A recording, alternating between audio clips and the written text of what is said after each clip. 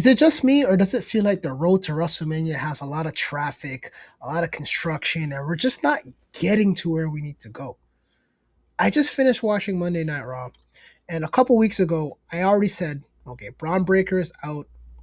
This is Bronson Reed's time to step up and get the ball rolling. Unfortunately, tonight, he tore his bicep in that triple threat match. I'm not too sure if he was supposed to win, but I seen the moment when he's talking to the ref, he looks at his arm and he's done.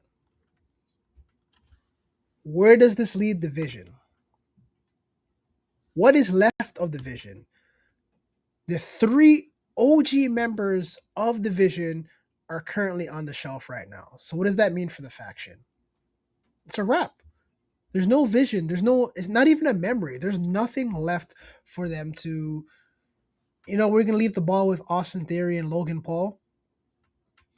I just don't see it. The main event caliber energy vibe is completely gone. We could have put this on the shoulders of Bronson Reed, but he's done. He's cooked. I don't know what the creative team is sitting down thinking about right now, but they're going to have to pivot very hard because we're expecting Seth Rollins to come back, and he was supposed to fight Braun Breaker. You move up Bronson Reed. Now he's out. So now is he going to feud with someone who was never really a part of the storyline to begin with? Do we give him a Logan Paul? Do we give him an Austin Theory? How do we properly integrate Seth Rollins back into the WrestleMania card, back to Monday Night Raw to see what the next steps are? I just don't see it. I don't see the benefit. Like it's a complete wash at this point. It's a complete wash. I don't have anything that I want to rule on that. Again, Austin Theory is trying to work on his heel persona, trying to get to the next level, and hasn't really been able to do that. And on top of that, he doesn't have the main event caliber guys around him to keep him at the upper mid card at the very least. Plus, he has no gold. Logan Paul, he's good on the mic, good high flyer, but what are we doing? I think we could get a good Seth Rollins versus Logan Paul match, but the intensity, the personal rivalry there's nothing there because he wasn't a part of that initial attack that took Seth Rollins out. I see no vision for the Vision. I don't see it. There's nothing left for them. It's unfortunate. Hope Bronson Reed gets a speedy recovery, but there's nothing left. So let's talk about Brock Lesnar. It was announced that Brock Lesnar is going to be on Monday Night Raw. And we know, like I'm saying before, it's a very slow season for WrestleMania.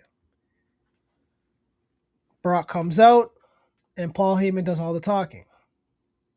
This reminds me of 2014 Brock. Brock doesn't say a word.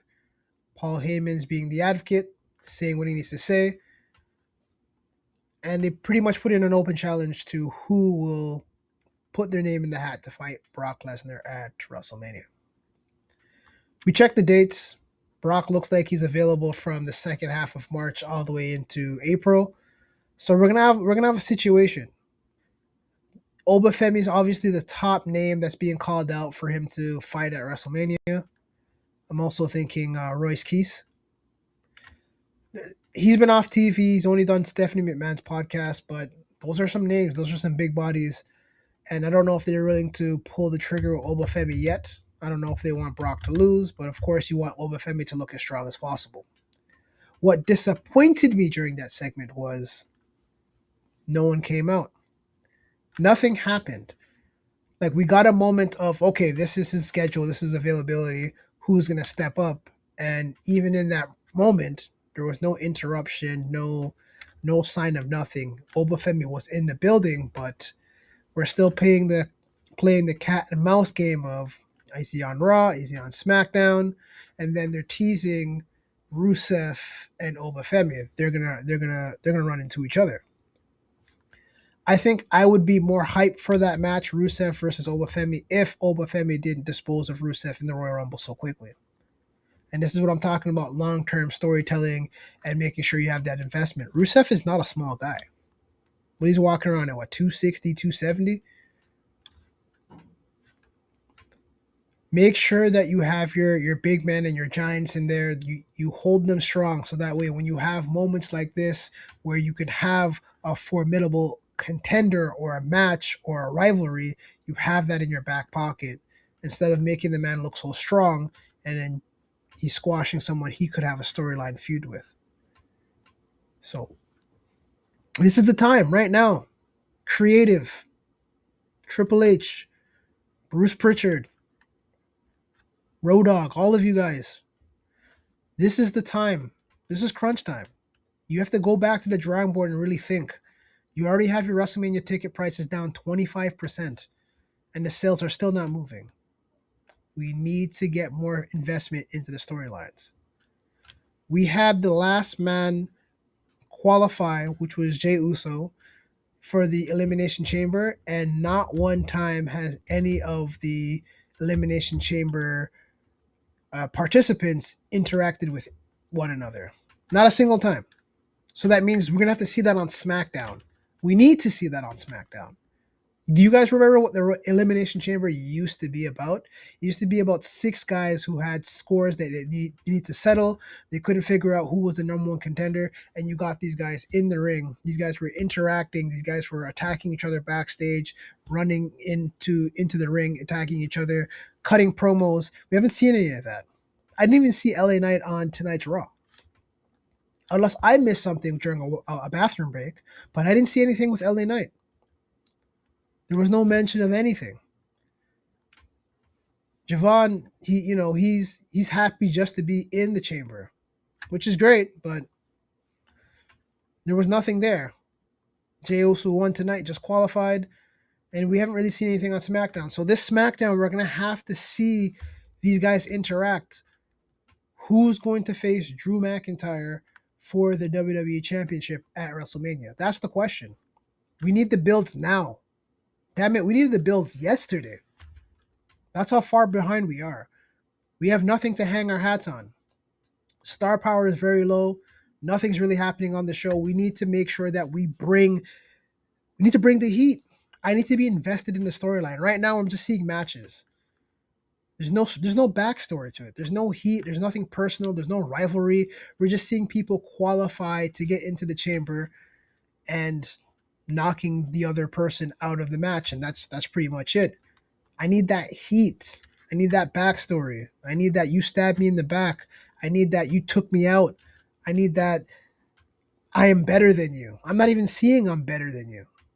I'm just seeing people qualify for the match, and now we have six men in this match that have no, I'm not going to say no prior history, but they don't have some level of heat that we can go back in there and be like, yeah, I want to see this. I'm hoping something happens on SmackDown. That's the only thing I can really say about that. So we know the 6 participants for the chamber for the men's, and now we also know the 6 participants for the women. Raquel won, got the Tahana bomb off on Kyrie, and she secured the final spot. I feel like that was the right choice. We don't need to have any other tag teams trying to go back and forth, trying to figure everything out. We got Alexa in there, no Charlotte.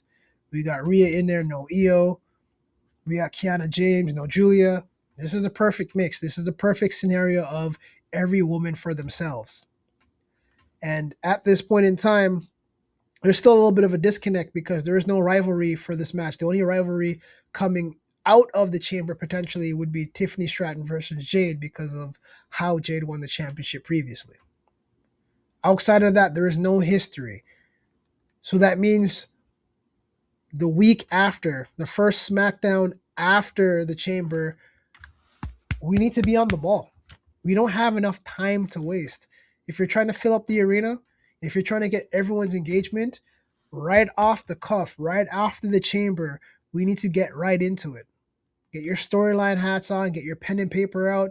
Make sure these people are cutting the promos of their lifetime to sell this pay-per-view or this PLE, sell the match, sell the card. We need to see all of it. Make sure everything's working the way it needs to, and account for all the people who are currently injured right now. Make sure you know what your steps are. I'm not trying to wait until March 31st to see who's gonna challenge Brock Lesnar. Unless they're doing a program where Brock's taking everyone out and no one can handle him. But we need to know what's going on. We need to see. We have what? It's usually what, 5 matches on a card. Let's see what those 5 matches are per night so that we can be invested in what's happening at WrestleMania. That's all we ask. That's literally all we ask.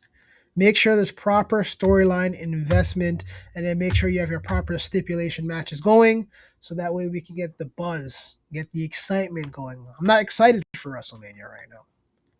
I'm watching it solely based on tradition, just tradition alone. There is nothing sold. The only thing I have is CM Punk versus Roman Reigns. I know Finn Balor's not being CM Punk. And in the event that he ends up doing so, I know CM Punk's going to win it back, because that's a bigger match having CM Punk versus Roman Reigns. And you can't tell me any differently. So I know that. That's a lock. What I'm interested to see is what you're going to do with Seth Rollins. Who wins the Elimination Chamber, and then what ends up happening with the other guys.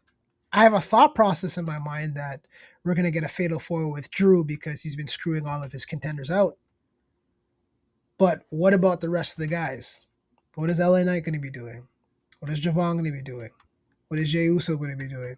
I'm assuming he's going to be doing something in the tag team with his brother, but that's the thing I'm talking about. What is the storyboard? Where is everything lying? Where are we going to see everything fit? And we need to see the pieces fit fairly quickly. Fairly quickly, because we're running out of time to build that engagement. All right? So that's the thought process behind what's happening, or what we just seen on Monday Night Raw. As a good side, as a bonus, we've seen AJ Styles give his retirement speech. He finally took the jacket off, took the gloves off, laid them in the ring.